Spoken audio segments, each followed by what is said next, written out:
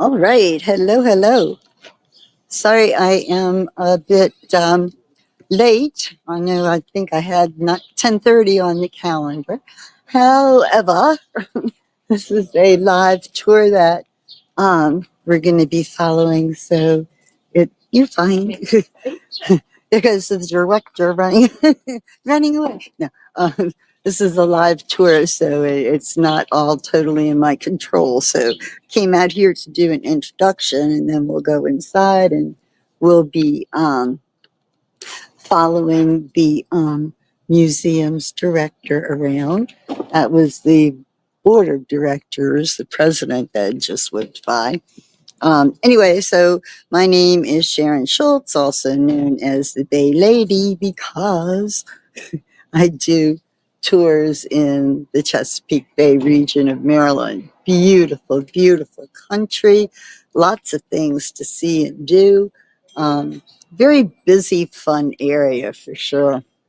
So, um, if you just a little more intro, you can find my tours listed on my YouTube channel, Sharon Schultz, the Bay Lady. You can also find me on, let's see, Facebook on my page, the Bay Lady.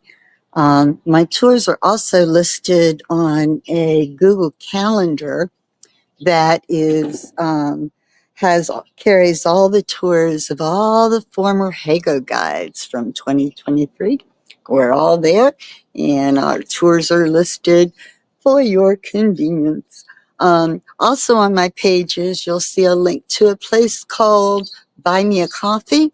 That's where I can receive contributions, tips, donations, whatever you want to call it. To use for gas and admission prices and things like that. So, every little bit helps, and that's great if you can do that. So, today finds us in Baltimore. We're in Baltimore proper.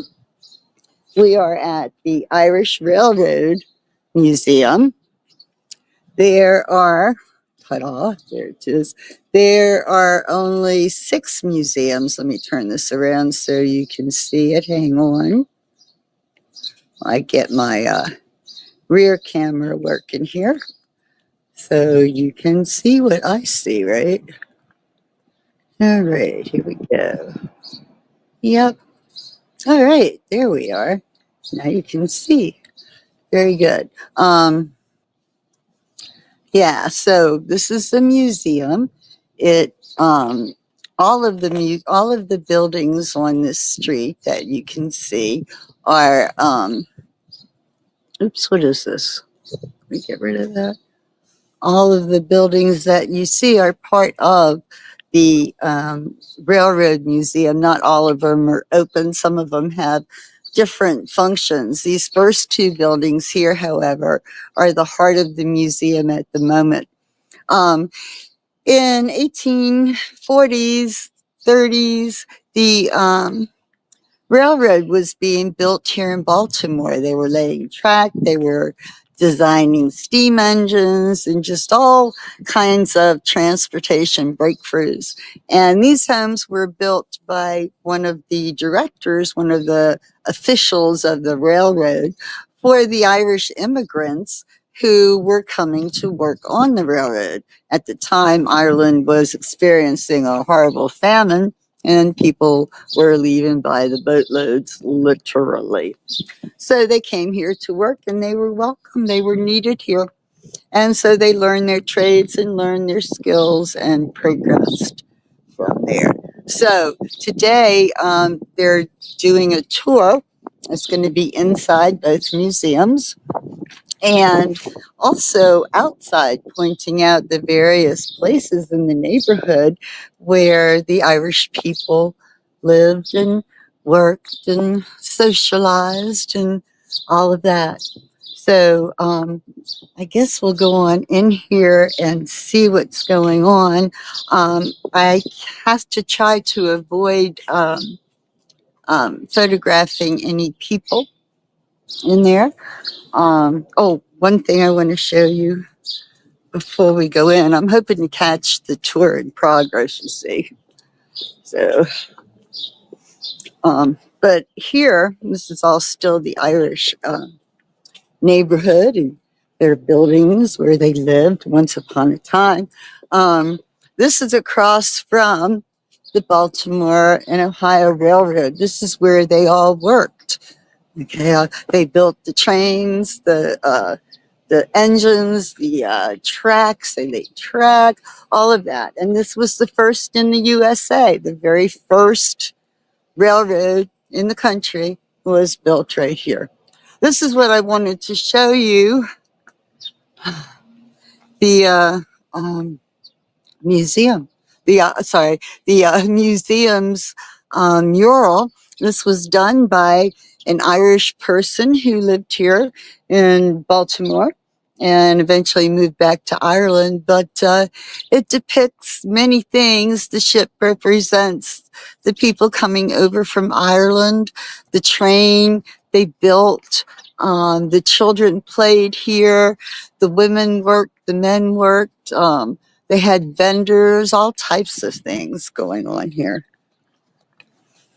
So let us head over to the museum and see what they have going on. The first building that we're going to go into is a display of the community and how it thrived, how the men worked, the significance of the church, and all of that. And then the second building here is designed, furnished as a home would have been during this period, the 1840s.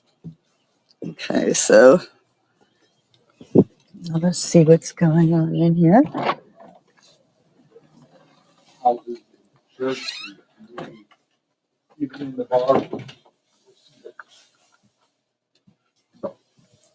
So we are going to go all the way up to the third floor. Please watch your head. The ceiling is very low. So go ahead. There's a picture of the old railroad. I won't be able to speak much while the tour is in progress here, so I'll just give you a view of this building.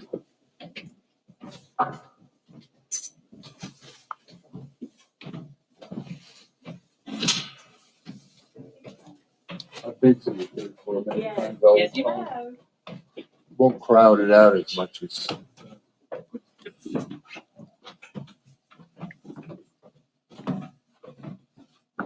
Right.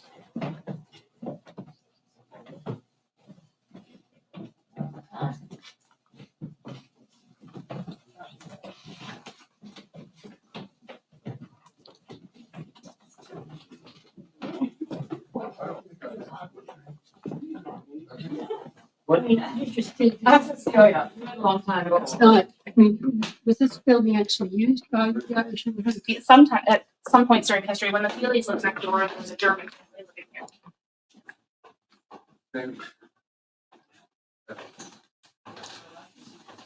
Passing by.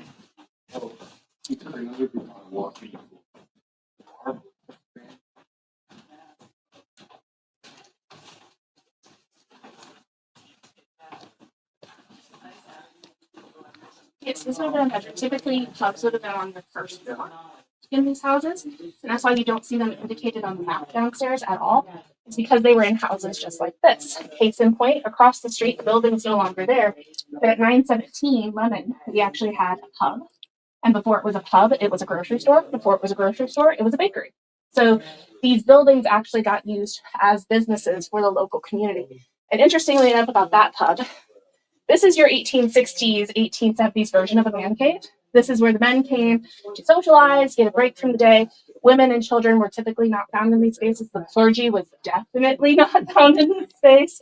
If there is a priest in this space, something has gone terribly, terribly wrong, i.e. somebody needs last rites, or there's a lake being held in the pub that could have been held in the home or at the church. But because of that, what makes 917 so interesting is that family owned two pubs. The husband ran the one on Poppleton, the wife ran the one here on Lemon, and she raised her girls above it. So it was very interesting. However, Both pubs got caught serving on Sunday and had to close. So would this have really been on the first? No, it would have been on the first floor. Yeah, we have to use the first floor. Yeah, we have to use the first floor as our welcome center. So this is our pub. Eventually, this will probably be moved to a lower floor once we expand. But this is a space. The reason why we bring you up here is because you're not going to get to see the inside of the pub. Unfortunately, there's not really an Irish pub anymore in this neighborhood. The longest running Irish pub in Baltimore used to be Patrick's at Pratt Street. It was on the corner of Schroeder and Pratt over here. Before it was there, it was actually Rowley's, and it was up north on Schroeder Street. But Patrick Fahey, our gentleman behind the bar, actually picked it up in 1860, moved it to this corner. It was the longest running Irish bar in Baltimore, and then some resources actually say it was the longest running Irish bar in America.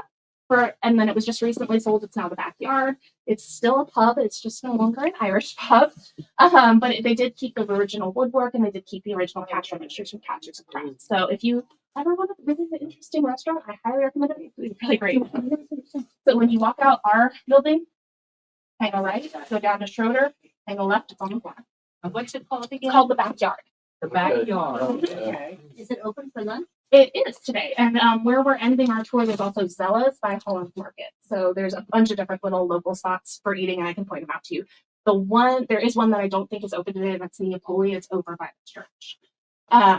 But these spaces is where we think of community centers coming from. This was the Irish Community Center, much to the chagrin of the church. The church really wanted to be the heart of the community. So they didn't really understand that in this space, it was a job center. It was where you found lodging. It was where you talked about the issues in your community. It was where you formed fraternal organizations like the Peonian Society, the Hibernians, and those types of things. Take a look around while we're here, right? However, the church did, wreak havoc on the pub life. They put a stop to the formation of several pubs within 2-block radius of where the church was. They actually had facilities with survey. Oh, let's see. This is the church that was the center of this community was St. Peter's Catholic Church. Now, St. Peter the Apostle. St. Peter still stands. You will see it later on the walking tour outside. But today it's not a Catholic church. It's a Christian church, but no longer the Catholic Church it once was. It was the center of the community. There were priests and there were nuns, and they had Catholic schools, and most of the Irish children from this community attended those Irish schools. So, and this is about the work. Okay, the men working on the railroad.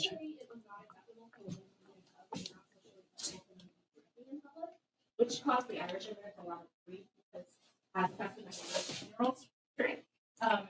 Now, James Feely, he's the guy that lives next door.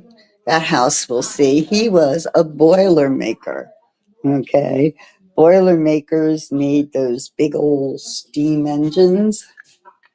And here's some of the tools that they used.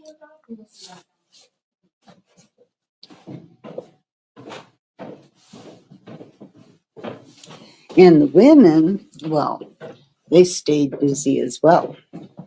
Many of them took in laundry.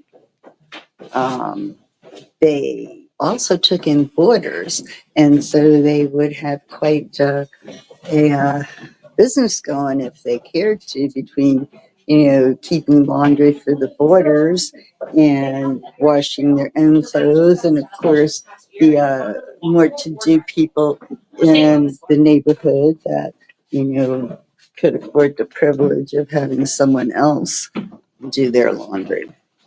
One thing that the women were so famous for was Irish lace. Exactly. And it happened in Little Italy. It happened here. So on this side, if the pub and Holland Market are your social hubs, the church really was the heart of the community. You actually will be Irish lace is still made today. attend this event today, and you'll actually get to see the co-ed school as well. And what we talk about here is this church was actually funded and built by these immigrants. They would go to work, come home, grab supper, walk 2 blocks up north, start digging out the foundation. But the interesting thing is the Irish immigrants actually built the schoolhouse first and then their church. Their original schoolhouse was built in 1839. This wasn't even started until 1843. And then in 1844, the school actually moved into the basement. We can actually see where the original Deutsche schoolroom was of the church now. Now, St. Peter's is still a church. It's the Carnegie Memorial Church of God. Now it's just no longer a Catholic church. The co-ed school, which you'll see today, is still operational as a community outreach center for UMB. The convent is also still standing. However, we're not quite sure what they're doing with it right now. It just went under a huge remodel, but we're not quite sure. But this space is where you went to for help if you had lost your job. If you had lost your husband due to his work, widows went to the church for help. But it was very interesting. How you went to get help was divided. If you were a woman, you had to go to the nuns. If you were a man, you could go to the priests, but you could never cross. It was not socially accepted. So this is also where we start to see welfare programs develop. When the Sisters of Mercy take over, they develop work daycares for working women. They develop House of Mercy to pull women off the streets and give them job training. They also develop a commercial school for continuing education because of Lion Brothers Factory. And we'll be talking about the Lion Brothers Factory. This factory building is still standing. We'll be pointing it out. But interestingly, this is what the second high altar looked like in St. Peter's. They did have 3 in total. This one is actually where the claim to fame that we have. Babe Ruth was actually baptized in our church. His parents really wanted him to get a good education, and at that time, the parish schools were the best education you could get. He, however, threw a little monkey wrench in the program because he's a little bit of a troublemaker, so he did not attend St. Peter's School. He went to St. Mary's Industrial School for Incorrigible Boys. But we are glad he did, because that is where he met Brother Xavier, and that's where he learned how to play baseball. So if he hadn't gone there, we wouldn't have Babe Ruth as a baseball player. But we still do claim him. He is part of our parish, even though he's a German ancestry. But we are going to move to this.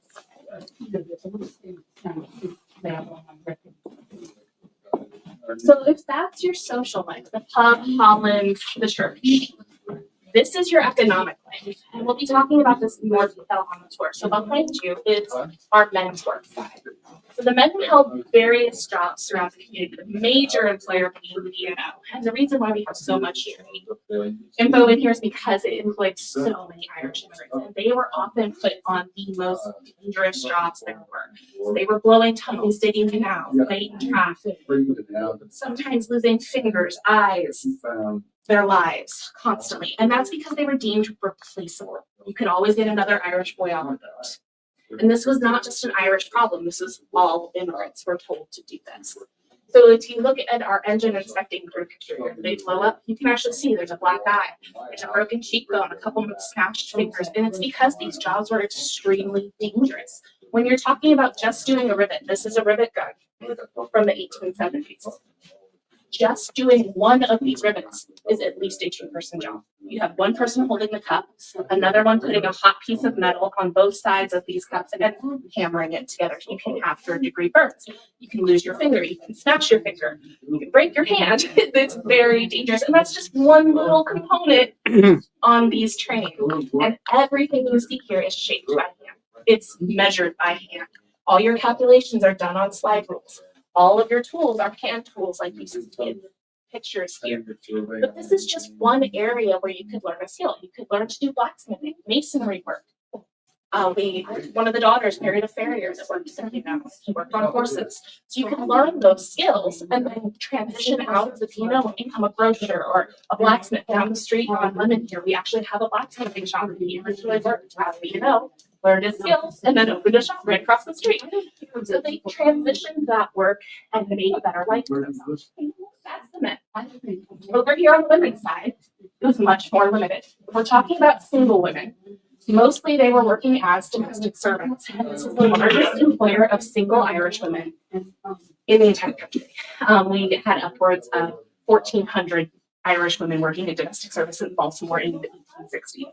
So we have a lot of invested interest in that because as a woman, if you were working as a domestic, it was deemed safe.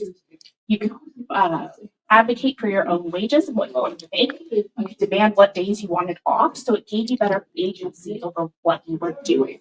We actually have an instance in 1834 in Boston where a servant sued her employer because her contract said she was supposed to serve 5 people and there were 9 in the house, and she won and got back pay for it. So we have the starts of them being advocates in the next group. Now, if you were a married woman, you had a couple different options. One being you could run a boarding house, which we know Sarah did next door for a couple of years. If you were a widowed woman, it was single female relatives. If it was a married woman, it was single male relatives. That was your clientele. You could also make linen if you knew how, or Irish lace if you knew how. These are cottage industries that they brought over with them from Ireland. And they made lots of extra money for their family because these became coveted items in America because they were so intricate and delicate. It actually became a status symbol in the Irish community. That's why we have lace curtain Irish. It was a way to signify, I got out of the working class. I'm doing really well for myself. So we have that. And then the largest group of married women worked as washerwomen. And this is because it was something that was easily done. You were already doing laundry at your home. You could network with people on your street to build a clientele. And on top of that, you could network through your daughters that were working as domestics to build your clientele. Now, the biggest employer of domestics in this neighborhood is the Alexandrovsky estate, which we'll be talking about on the tour. The third area, which we're currently working on this exhibit, so it's not up yet, we'll be right here, is factory workers, nuns, nurses, teachers. Those were your other job opportunities here in Baltimore and the entire country. Factory workers, things like the oyster cannery factory, things like Lowell Mill, Massachusetts, and textile factories, Triangle Shirtwaist Factory, those types of jobs. These were much more dangerous.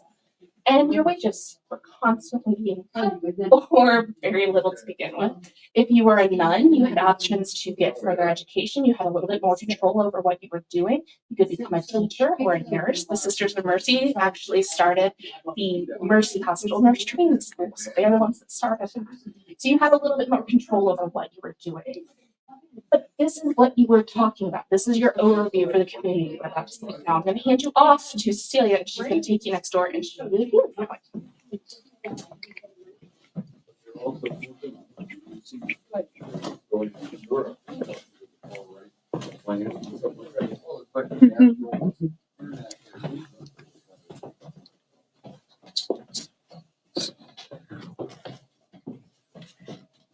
Oops, yeah.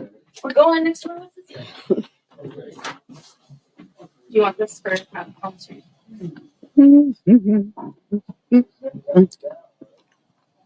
Okay, so this is a 3-part tour. That was part 1.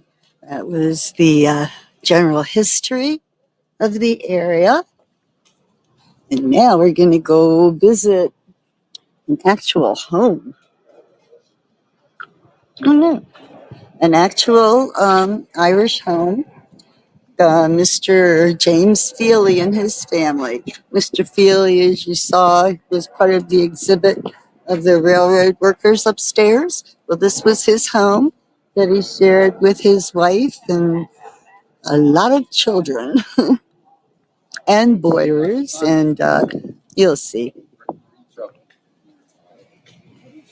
It's a fundraiser.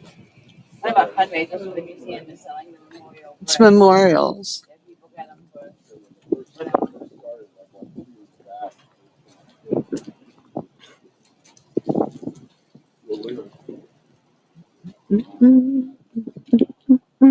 So here's the street, and as Sarah mentioned, these houses were built to be laborer houses for the laborers working over at the B&O or the other jobs in the neighborhood.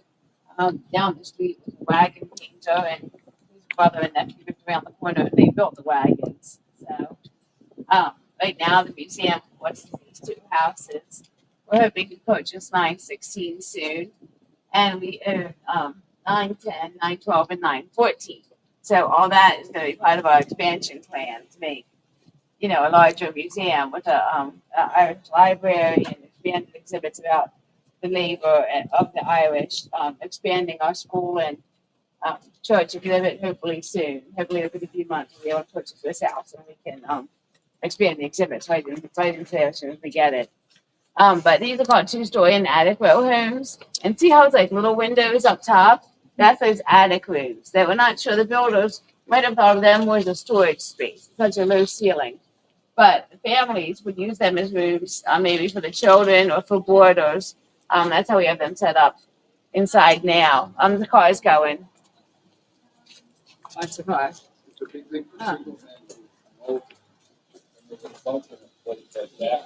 Or the young, well, Sarah was in a boarding house. But the young men when they first arrived, like first arrived at a boarding house. Or when they were leaving their family. My ancestor, when he was like 17 or 18, he was out boarding with somebody else. When you have 10 or 11 kids in one of these little houses, you can imagine once they were able to work for themselves, support themselves, they were ready for their own space a little bit more. And then the windows down here are interesting because the coal wagons would come down the street and put the chute in these windows. And there was like a little half wall down there that separates part of the basement. So you can have the coal in the basement for cooking or heat, whatever. Yeah. Oh, there. You across can the see street it is there. larger three-story row homes. They were built a little bit later than these houses. And you can tell by there's a full window up top. As you go around Baltimore, you might see later middle-class houses was to have a lawn. So those row homes are back from the street a little bit, and they have a front lawn, and that was a status symbol. So there's all different kinds. That was one reason the founders wanted to save these homes, was that there's not that many two-story and attic row homes left. So they really fought to save them. We're gonna come in.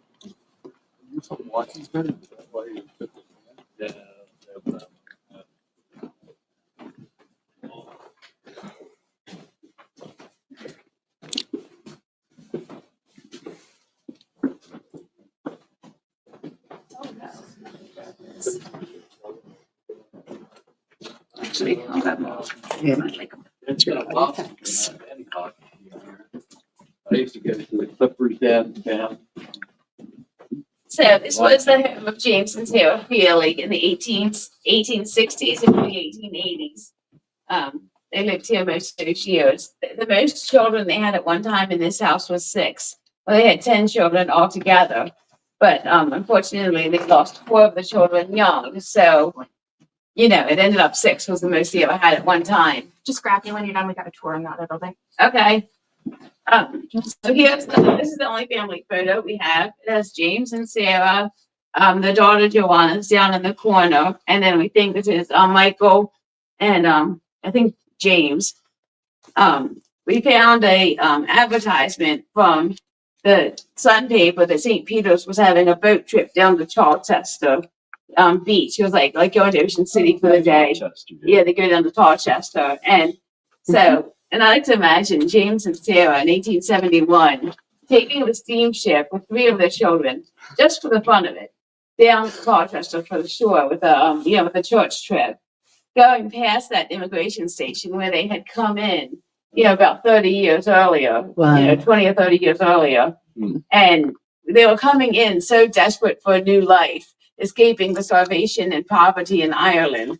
And now here, they had that much extra money that just for fun, they could go to the beach for a day on the ship, so it just really shows what a success they made of their lives just through the hard work that they were doing. Now they did not spend money frivolously. They always had that in the back of their minds, that coming from that poverty and that just for starvation and the desperate situation. So we have things like the canvas floor covering was a common thing. It was very durable, easy to clean, protected the floors. They have the pictures on the walls, just simple pictures from magazines or things. Of course, they have the Sacred Heart Jesus. They'd have the religious articles throughout the house. Sarah may have had a loom that she could buy raw wool up at Holland's Market and do her own weaving and make her own clothes for James and the children and herself. The curtains were just bits of extra fabric. You might have heard of the lace curtain Irish. That was a status symbol. If you were wealthy, you could afford lace curtains. Or possibly if you had the skill, they knew how to make the lace curtains. But generally, the Irish in this neighborhood would have used bits of fabric or whatever for the curtains. They're not going to spend a lot of money on something like that. And then, so this area was the parlor. which we have a quote from an old immigrant from a letter, I think it was, but she says, "Imagine a parlor for mother." So you may have seen the cottages in Ireland. The one at up in New York, they have a memorial to the famine, the Irish famine, and they have it's a cottage that they brought over from Ireland, and that whole cottage is about as big as this floor. So you can imagine going from a one-room house or two rooms with a dirt floor and a pit in the middle for the fire for cooking to coming here where you have a fireplace in each room on this floor. The two bedrooms upstairs have fireplaces. Here we have a real kitchen for Sarah. She has a new modern step stove where she can actually put coal in these doors and control the temperature she's cooking with. She doesn't have to figure, is that fire hot enough? How long do I cook it? She can control the temperature she's cooking at by how much coal she puts in for cooking and baking. She can have her iron on the stove. She may have taken in some neighbor's wash. At one point, her daughter Mary, worked for the Androsky estate. So Mary may have used that connection, bring home some laundry for her mother to do from the estate, and make a little extra family income that way. This shelf was original to the house, so we have it set as Sarah may have kept some dried good or some kitchen items on there. The family likely ate in shifts, because you can see, 10 people couldn't fit around, or 8 or 10 couldn't fit around this little table eating in this kitchen all at once. So likely the parents would eat, and then maybe the girls were the oldest children, and the younger children were all the boys. Speaking of the boys, we have here. I picked this up because it's interesting. It's one of the earliest birth certificates and from January 20th, 1875. Their youngest son, Cornelius, was born just a couple of years after they started keeping birth certificates. And it's interesting because it doesn't say his name on it, but it says the number of child of the mother, like his birth order, and he was the 10th. It says he was a male, but this one's my favorite. Race or color, not of the white race, and it says Irish. So it just shows how separate the Irish were back then.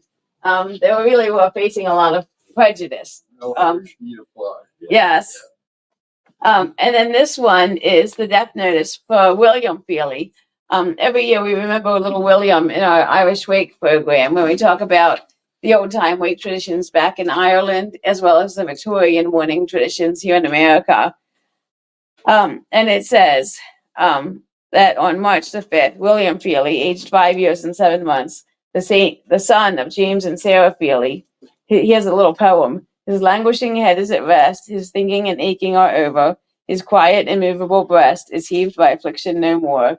And his funeral took place right here in this house. So that was the sadder part of their life from 1876, which was shortly after Cornelius was born. This William passed away from a heart infection and endocarditis.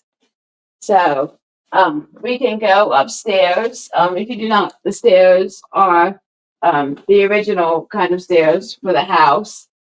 They're actually in the repair. Some of them were moved from another house, but it's the same as, same stairs would have been here. Look out in the back, one of the guys who started this, Tom Ward, he went in West Virginia and brought that trivia up here. Yes. So they didn't have any kind of indoor plumbing or electricity or anything. So, and they would have had half of this backyard for the Feely family. This is the backyards of both buildings for the museum. They would have had half of this, and they would have had a garden back there. Likely, they could save money by growing their own fruits and vegetables. Oftentimes, people would have chickens and get your own eggs, and when they stop laying, you have chicken dinner. And some families even had cows. There's old from back time in the Sun papers. There's advertisements about somebody in Fells Point lost their little cow. Have you seen my cow? And one of my ancestors lived up in Gobins, and he found a cow, and it says, "Found a cow. Please come get your cow." And paying for his care for the last few days. So so they even have cows sometimes. But so right now we have our garden back here, the memorial little section for Judge Ward, who was one of our founders, and he was a great Baltimore historian himself. And then our shrine wall over here has the pictures on it from the cross, the Celtic cross, one of our founders, Bill Adler, made the cross and the heart for us. The photograph is from one of our friends from Western Ireland. Denny Lynch took that photograph. And then the historic photographs on the left side, it's showing life in Ireland with a little cottage, the typical kind of cottages they would live in, the traditional homes with a thatched roof. The middle picture is an eviction scene. So when the Great Hunger came and started, the landlords were expected to help support the people living on the land, and the people couldn't pay their rent because they didn't have anything to eat. And usually they would raise animals, and that would be how they pay the rent. But they couldn't pay rent, so the landlords were evicting them, and it was more profitable to raise cattle on the land. So they wanted to get all the people off. So they evicted them, and they would do things like that middle scene when they knocked down the front wall of the house. They would set the roofs on fire. Typically, they would make the house unlivable, so the family couldn't come back. Then the bottom scene has the scene on the docks. So many people trying to flee and just desperate, to get out and start a new life rather than face the starvation that was at home. Then on the other side, we have up top, we have the ship, the Margaret Hub. That was the ship that James Feely actually came to America on with his younger sister, Catherine. James was about 20 and Catherine was about 9 when they arrived. In the middle picture, we have the Last Feather Lighthouse, and that was the immigration point for Baltimore at that time. It's if you go to Fort McHenry is where it is because at that point, Baltimore Harbor has a narrower spot to it, so it's easier to defend right there. On the other side of the harbor from Fort McHenry is the Lee Cement Towers, the factory, and that's where the immigration point was. So there was a great historian, another historian who researched it, and his sons built a replica of the lighthouse there. So the best way to see it is if you're at Fort McHenry, because if you go down in Canton, you can kind of get to it and see it, but it's in the middle of the cement factory property, so it's not really open to the public. So it's best to view it from Fort McHenry. But so many Irish came in there to that immigration point, and the locals actually tried to help them. They saw them coming in, starving and sick and very weak. And if they were sick, they might have to stay there. And then their family members had to decide, well, should I stay here and wait and see? Maybe my relative will get better. But if I stay here, then I might get sick and I might just die with them, Or should I go on into the city and maybe I can get a job, find us some lodging. And if there's a miracle and they actually do recover and can come join me, I'll be getting set up in the city. But they're leaving knowing it's likely they may never see their relative again, and they're leaving them to die at the immigration station. And then the bottom picture shows the successes of working on the River Railroad through there in that picture. So oftentimes they would get right to work with the great expansion of the railroad that was going on at that time, and the canals at the docks, and the ship industry in Fells Point was another big employer for the Irish immigrants back then.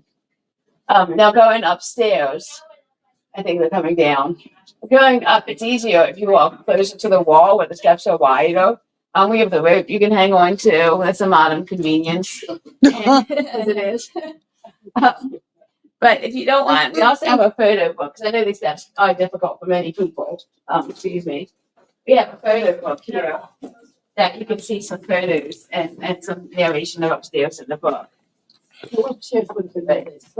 Yes, so it would have been, I believe, right above us is 2 full bedrooms, which would have been the parents' bedroom, and I think that it's likely the older sisters, because the 2 sisters, or 3, it depends what year it was, because Annie passed away when she was 14, when they were actually living with her brother, Sarah's brother and his family, over on Arlington Street, and then they moved back here. So Mary was the oldest, and then Joanna, and then Annie. So the 3 girls were the oldest, and they could have shared the other bedroom. And then the boys were the youngest, and they could be up in the attic room. And then after Annie passed away, it would have been Mary and Joanna, and then the 4 boys upstairs. But we can go up.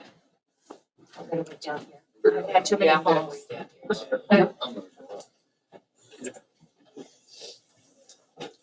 a great way they've done it. And if you're ever here in nice weather, being out in the backyard is really great. Next door. Next door. There's a door. You can go out there. Yeah. They'll sometimes open this wall and porch and use the deck from next So door. the audit, Well, no, anybody, the government doesn't even no, know any of well, I don't know what they're doing, obviously. But it's been a local thing. It's got Tom Ward and his wife. He lived up in Bolton Hill, and he was an Irish family. Started working initially as on the B&O, and then at night went to Boston.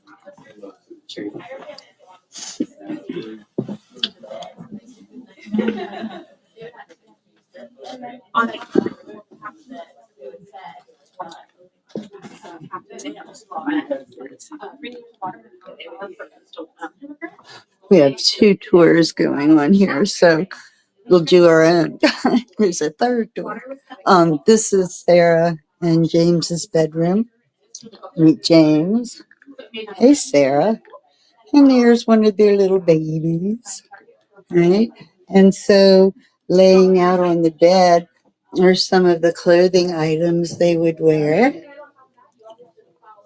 quilts that they made. There's Sarah's clothes, her closet. James isn't too far behind. He's got a few more things since last I was here. Most of the homes have religious pictures. They've got crucifixes. The majority of these Irish immigrants were practicing Catholics. but they made like bushes like that. And then so family. But this is actually This room across the hall here is about life on the boat. Here, this is the ship that James. Oh, good. We'll go up there. And this is where you get hospital checks. And Mhm. Don't you sell the third floor already? Yeah. So we I've set up the parents' bedroom. Sorry, That's okay. I'm gonna go up. Up and away. If anybody's still up there. Probably not. That's good though. I know the tour. All right, so here we have the children's room. Okay, now look, this is one of those small, the half third floor, right, with the smaller windows. Check them out. Those little half windows that you saw from the outside, right? So this is where the children would be, multiple occupants of beds here. They would just pile all the kids in and they'd all cuddle and stay warm, keeping in mind these homes were, heated by fireplace. Here's some little dolls that the sweet little baby here might have played with. And here's a bunch of toys of the times. I like those little cup and ball things. We still have those today, right? There's, of course, the Bible, I guess. Is that what it is? Or something there, like. And here's where their clothes would be hanging, the kids' clothes. Now, this room would be a room that Sarah and James might have rented to boarders. Okay, they would put as many beds in here as possible. In this case, this is two. But keep in mind, the workers at the railroad work shifts. So during the day, this bunk here might belong to Freddie. And then Freddie goes off to work at night, and day shifter Peter, he comes in, and now that's his bed. So they share in a lot of ways to make it work. And it does, it works. Don't you love these stairs? Yeah, these stairs are a mess. Okay, down we go. Can you imagine running up and down 2 flights of these multiple times every day, right? They barely had doctors on board. Crazy. So in 1828, they had the Passenger Act, which was to try to improve conditions on board the ship. they had to give 2 pounds of flour and 3 liters of water as on that shelf displays. That was an adult's rations every day on board ship. And they would have to cook. They would take turns cooking above board. They would have little brick stoves. And so fire was a danger for the ships. And if it was bad weather, they couldn't cook. They'd be sealed up down below decks, maybe for a few days at a time, until they got through the storm. And all these pictures are pictures of other immigrants that friends of the museum have shared with us. So we have a little bit of their stories on it as well. And as I said, the Margaret Hug that James came on, and in 1847. We don't know when Sarah came, but it was by 1850. 1850, she's at a boarding house in the middle of Baltimore. So, and yes, it's probably there they met here, but they are both from Tipperary. So, yeah, from towns, just a little bit from each other. So, but she went, and they were actually married in Virginia. So it's kind of interesting because I think James went for work, maybe in the quarries or a railroad site down in Virginia. And Sarah's brother had a farm in Virginia. So she probably went down to be with her brother. And then they got married on Christmas Eve. So the priest, there was nothing built down there then. It was very little, just some farmhouses. And so when they got married, the priest would be traveling from house to house, town to town at that time to say mass. Yeah. So the priest came to town to say Christmas mass in somebody's house. And James and Sarah said, "Oh, Father, while you're here." Yes. Yeah, by the way, while you're in town. So they were married on Christmas Eve. And then 9 months later, their daughter, Mary, was born. And she was baptized. All right, let's go on down here.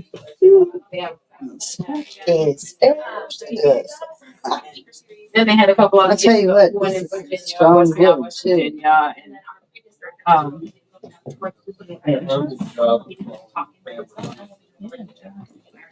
we've done a lot. Yeah, it's been a lot of research. We still, like, just now, I just found their marriage record, I think last year. Just found, the first year that they, we did not know. Basically. We still have one baby we don't know. We have a mystery baby. Yeah. Mystery baby. Because we know, we were talking about a private tour.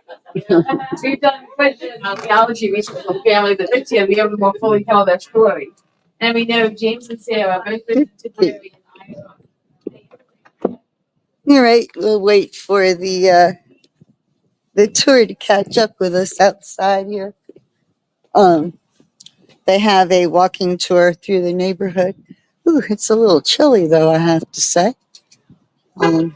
This tour usually runs 90 minutes, so I know I'm over my hour. I don't know. Oh no, I'm not. 47 minutes. Okay, well that's good. That works. So anyway, yeah, we'll just keep on rolling as long as the battery works and everything else, right? Right. Sounds like a plan to me. So it's a quiet day here in the city, I have to say. All the action is inside. I should really go back in there and get warm. Or I can go in this building next door. I wonder if anybody's in there. Oh, I don't have my key either. I left it inside. Oh, yep, she locked it. All right, that's cool. She's like, come next door.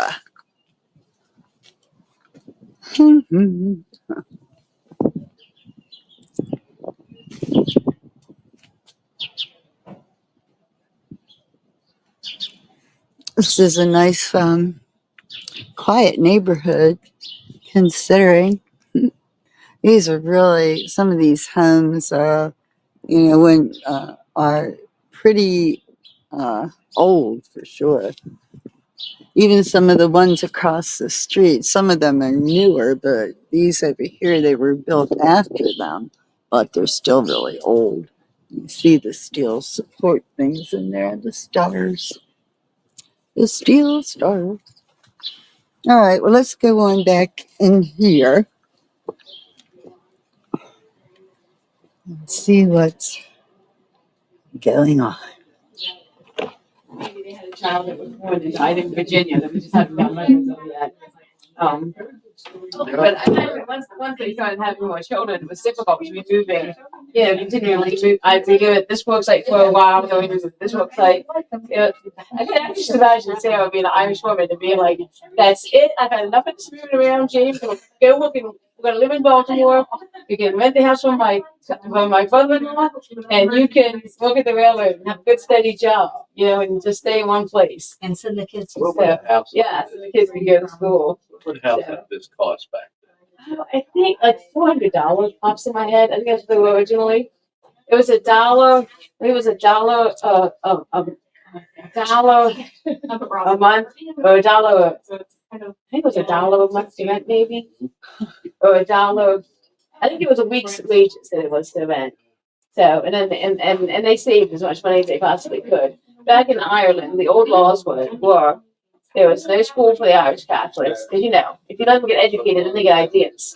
And they revolt. Which they revolted anyway, so it didn't work. Then, but there was no school for the Irish Catholics. They weren't allowed to own land. And they weren't allowed to have their churches. And, churches were meeting places. And that was another way they might get ideas, because they were meeting in groups going to church.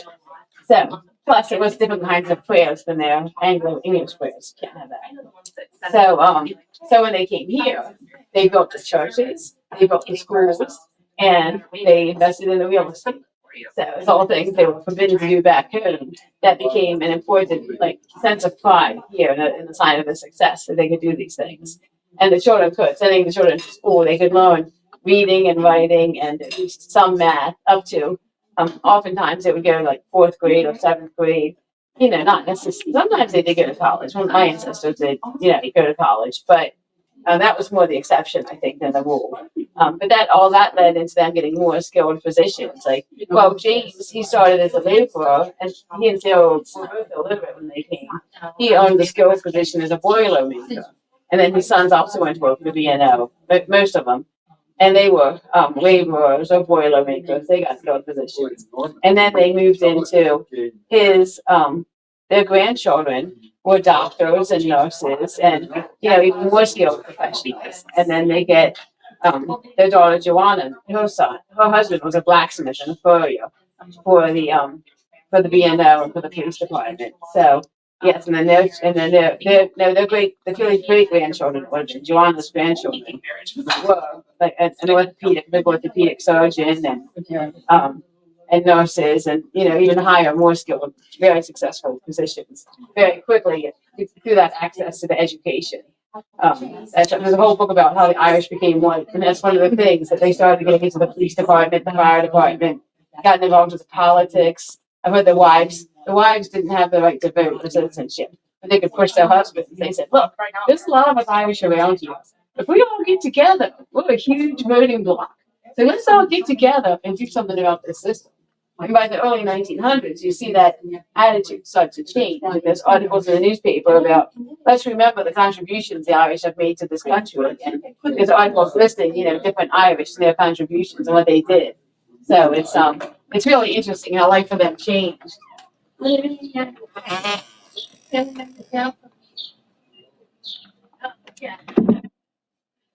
All right. That was the president of the board of directors for the Irish Railroad Workers Museum. That was her giving her spiel there on the house and on life here. I think I'm going to go on ahead and do this walking tour, just me and you guys. I know it well enough, so, and that way we don't want really any downtime. We want to keep the momentum going, right? Right. So here's looking back down the street. We'll be coming back the other way. We're gonna just do this little thing around the block here. Oh, it's a bit chilly today too. I don't like that. Damp it is. What happened to the warmth? It was looking good for a minute. That is where the railroad in America was born. That's the roundhouse. Today it's a museum. It is full of engines. Yes, that roundhouse is full of engines from every era and every type. It's just awesome. But yeah, that's the Baltimore Railroad Museum. So it's interesting to see how close they live to work, right? Like across the street. Can't get too much better than that. Okay. So I'll show you a couple of the historical sites that we had discussed in the building. We're coming up on St. Peter's Church right now.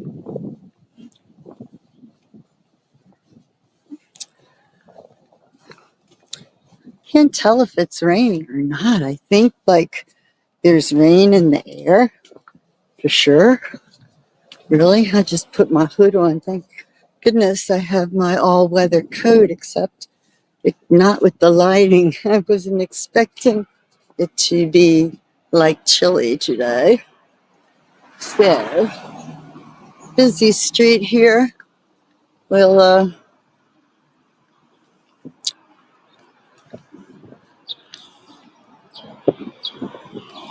okay, here we go. Look at that. All right.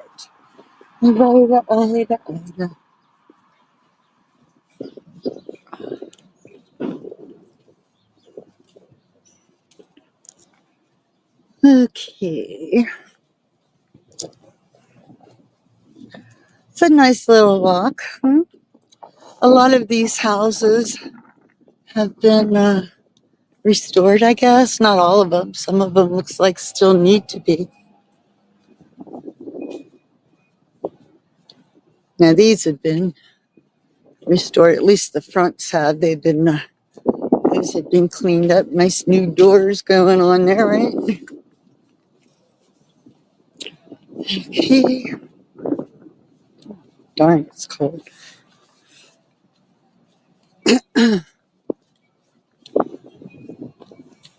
Okay, so inside the first building, you saw pictures and heard information about St. Peter's Church, and it had those huge columns in front. I don't know what type of architecture you call that. I don't know.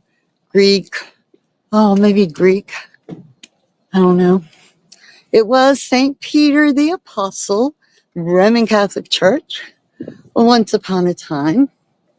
But today it is a Christian church, Carter Memorial Church. And let's see, what else do we have here? Oh, there is, I probably have to back up. There's a factory back here behind the church. Can't really see it, but the factory that they were talking about.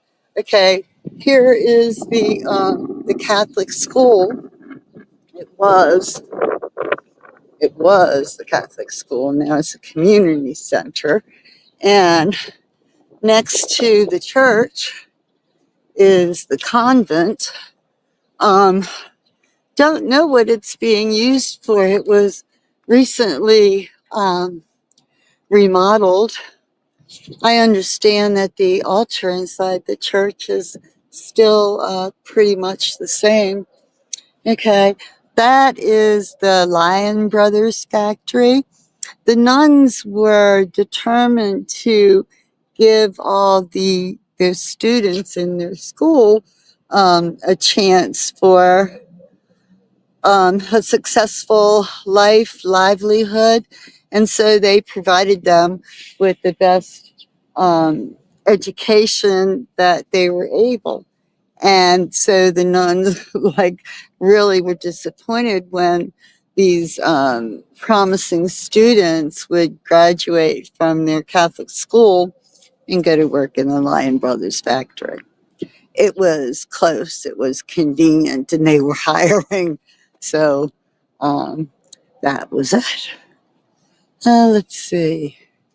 Let us, let's go down this way. Our next stop should be the Holland Street Market. Baltimore has several markets in the city. There's one in Federal Hill, that is the Cross Street Market.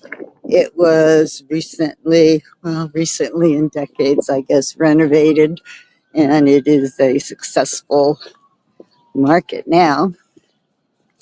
What else? In downtown Baltimore by Johns Hopkins, no, by Shock Trauma, there is the Lexington Market. I think Lexington Market was probably one of the most known, the most famous of the markets. And then here in this community, it was Holland Street Market.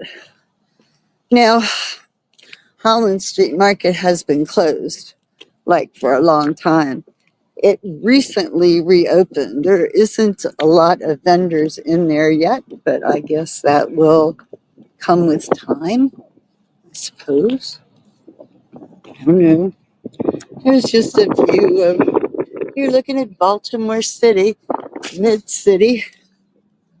We're in, let's see, would this be the west side of Baltimore, I guess? Yeah, definitely the west side. Okay. All right, we're going to keep going straight up the street, and I'll show you the Holland Street Market. We just kind of really just went around the block.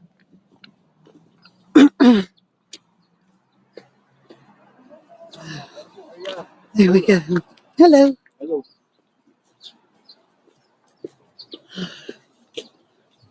People out walking.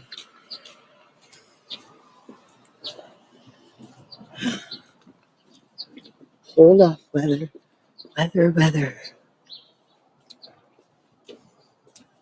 Hold off, better.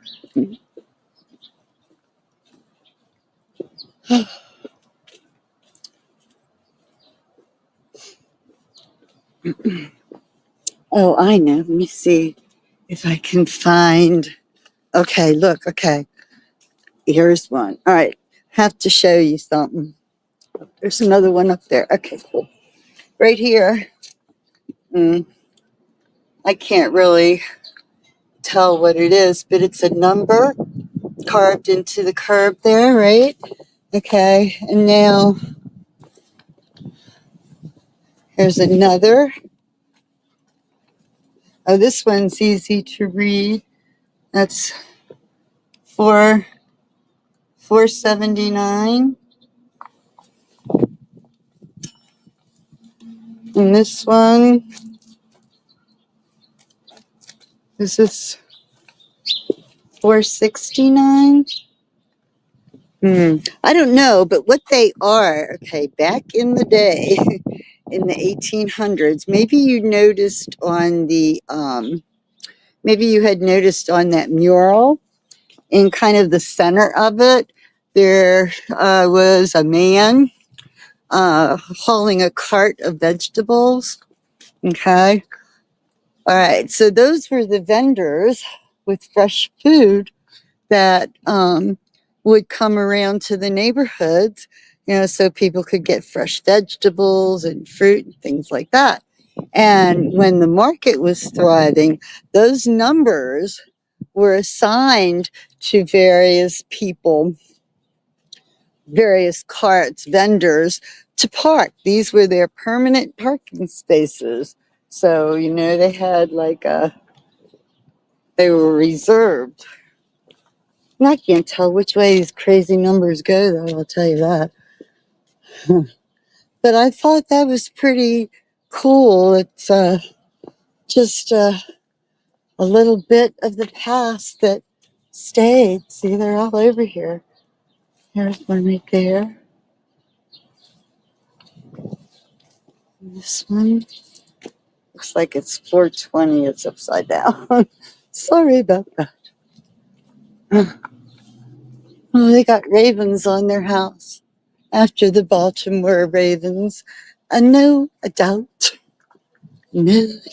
Okay, so look, dead ahead. Coming up on the Hollins Street Market. Recently reopened. La di da da. Here we are. Let's see. It says seafood, butcher, grocery, produce. And you know, that would be about right too.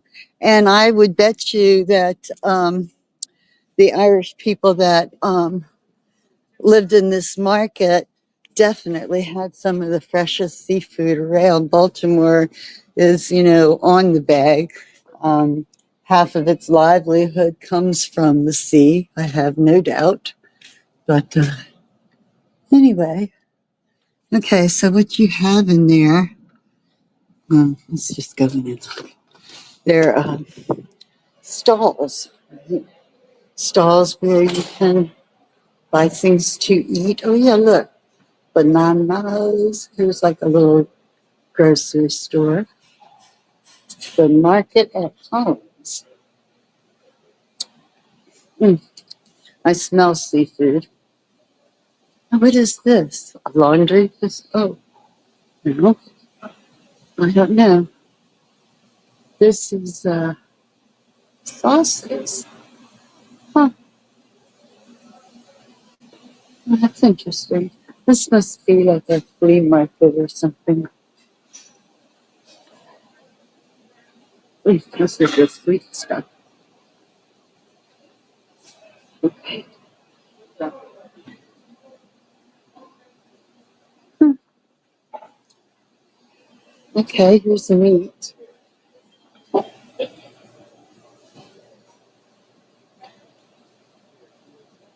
Smoked turkey butt, smoked turkey neck, smoked pigtail, ham shank, smoked jowl, smoked ham hock. That all just killed my appetite.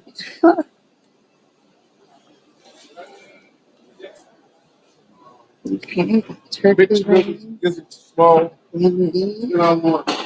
Huh. Deli and salad, they're not open. They're closed, whatever they were. Breakfast and such. And the end of the line. Cool. And off we go. So can you imagine this building? I don't know about the porcelain tiles, the counters and all, but can you visualize this building 150 years ago with a bunch of Irish housewives doing their shopping for the evening meal? Pretty interesting, yeah? Yeah. They have smash burgers. That's like a new thing I just saw appearing on menus. A smash burger. What it is like I guess it's cooked the same. It's just a regular old hamburger, but when they put it on the bun, they smash it. They smash it down. Now, what that is supposed to do or mean, I have not a clue. Not at all. Yeah, this guy's looking a little threatening again, for real. Darn. Oh, something cool up the street there. They have a lot of um, stores and buildings. Oh my God, here comes this guy.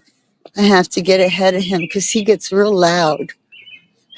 He, cities have crazy people, and he's the our resident area crazy person, I believe. I do believe so.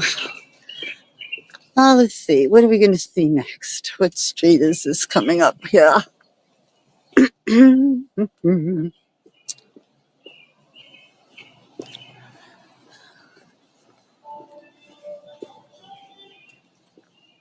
Lombard.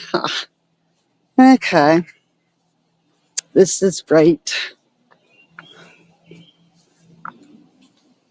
The Railroad Museum is right ahead, so we'll go check that out.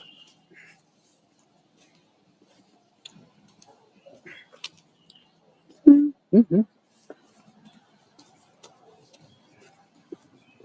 Okay.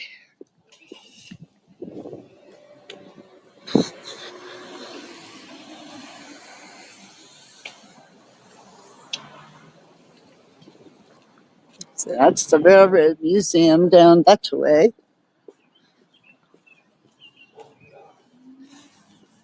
Should go this way.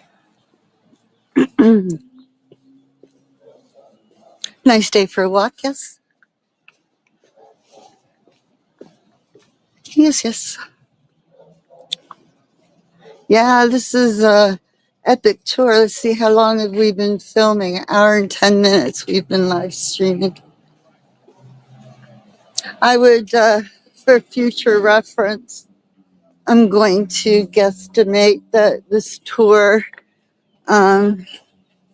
would take an average of 90 minutes to include both buildings and the neighborhood, I think. 90 minutes would be a fair estimate. And of course, we were traveling with a big group that was a private tour that had scheduled. Um, the museum does a lot of that, tours and all. They, they are actually the Irish Railroad Workers Museum here in Baltimore is one of only 6 museums in the U.S. that are Irish related. Only 6 Irish museums. And ours is the smallest, okay? We have the tiniest Irish museum, which is cool, really. Okay, so now you're on the Baltimore Ohio Railroad grounds here coming up. The Roundhouse is kind of was at the beginning of our tour. It's a museum today. What the Roundhouse is, if you don't know, it's a huge circular platform. And it's got tracks that run across, and it kind of spins like a lazy Susan, right? So here comes a train engine, right? And it's at the end of the line, and it needs to turn around. Ta-da!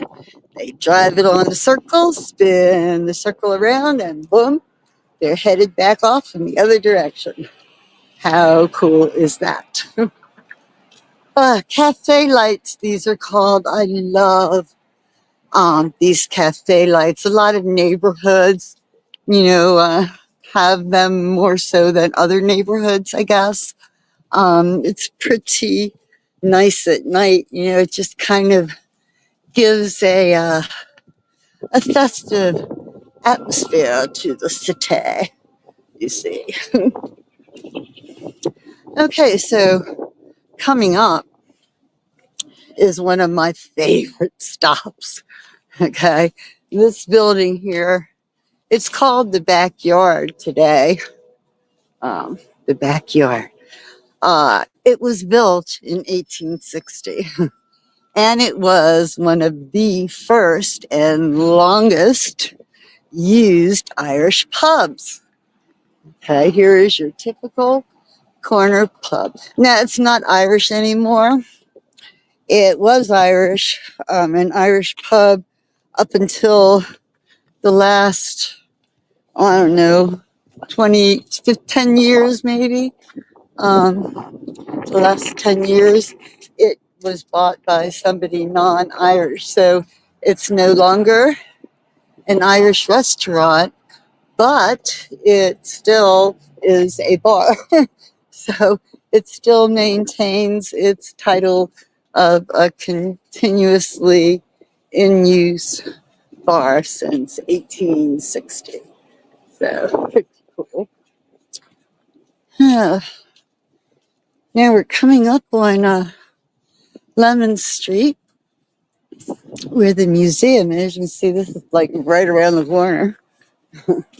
Shoot, they probably had one on every corner, right? Can't you imagine this building maybe is a bar because of its different design, right?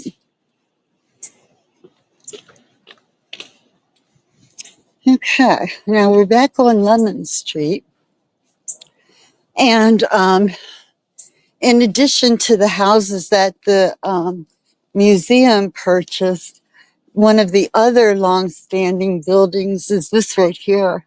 This was the blacksmith shop. Okay, it was the actual blacksmith shop for the neighborhood, right? It's a interesting design, interesting ironworks, I have to say. I mean, it's a very cool looking building, right? But yeah, that used to be the blacksmith shop. Go figure.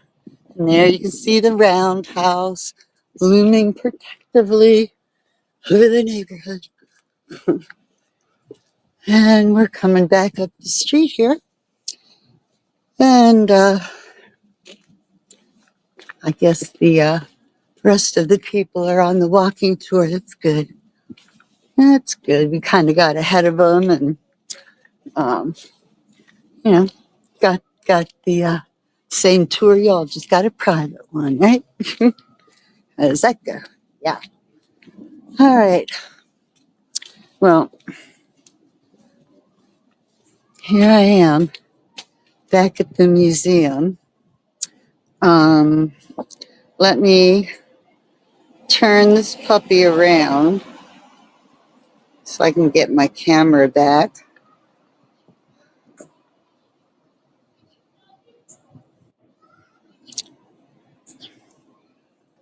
Okay. Hello, I'm back. There I am. All right, so I hope you enjoyed this tour.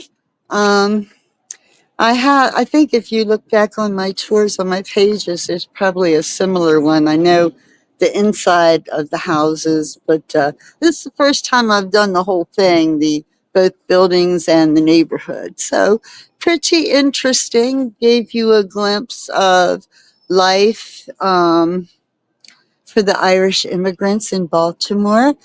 Um, the the irony doesn't escape me. These Irish workers were welcome in Baltimore. People from the railroad would wait at the immigration entry points and solicit young men to come work for the railroad. Irish, German, purple, didn't matter, right? Well, the majority of my family, my Irish immigrants family, settled in New York, in Brooklyn to be exact. And it wasn't very welcoming there. The Irish were not a popular group of people. I never understood it. All the ones I know are fun loving and kind and what have you. But hey, those were the times. Well, I think I'm going to end this and go while I can. The rain's held off. Hallelujah. Buegaskagia. All right. So stay tuned for my tours. I think I have another one coming up next week, probably. You'll have to check my page because my brain is like finished for the day. Okay. As I said, hope you enjoyed it. Take care, everybody. Bye.